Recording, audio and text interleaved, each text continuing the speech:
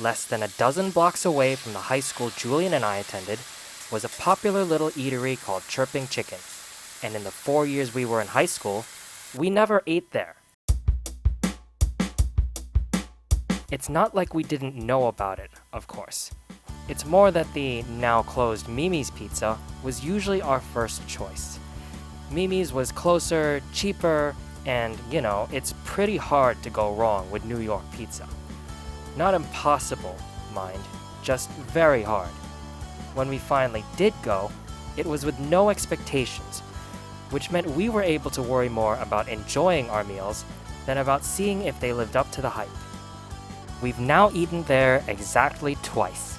I'm pretty sure I got the same thing, the grilled chicken strips meal, both times, and it was totally worth the unfortunately high price.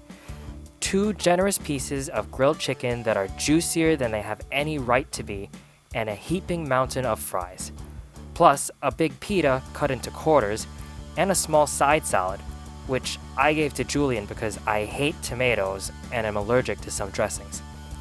The quality of the food and the portions you get are both way better than you'd expect from a place with such a silly name.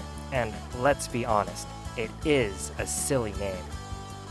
I won't say that I got any sort of feeling that we'd missed out on anything by not going during high school.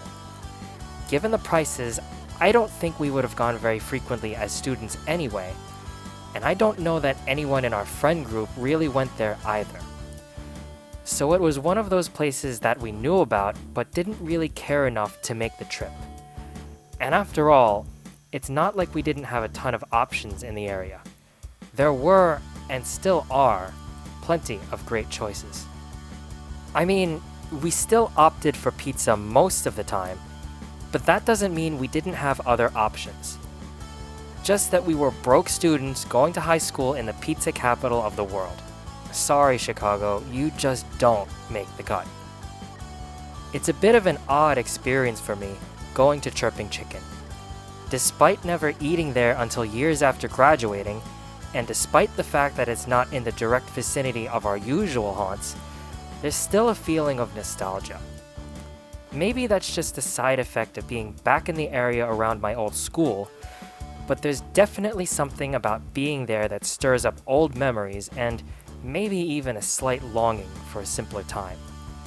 A time when the only things that caused stress were classes and college applications, and the future seemed endless.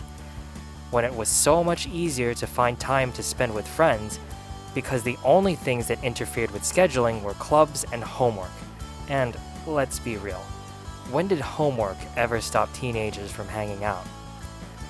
Given the chance, I don't think I'd go back, but there are certainly plenty of fond memories. I can't say I have any regrets, or at least not in the way of recreational activities. When it comes down to it, I guess I would consider Chirping Chicken a paradoxically important place. I have no history with it prior to a few years ago, and what history I do have is limited to 2 visits.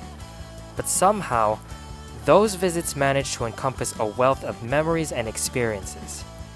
There are myriad places I've spent significantly more time in that are much more directly connected to my high school days, but Chirping Chicken will still always occupy a fond place in my heart.